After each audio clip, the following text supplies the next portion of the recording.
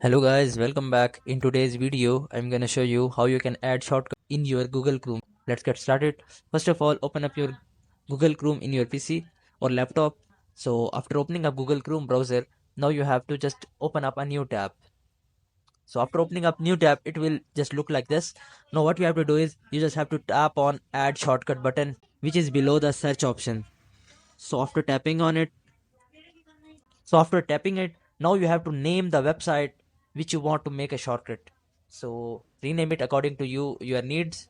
So I'm, let's suppose, typing sheets, and in the URL section you have to put the URL address of that web page which you want to create shortcut.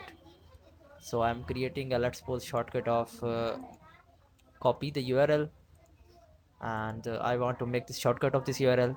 So paste this and tap on done.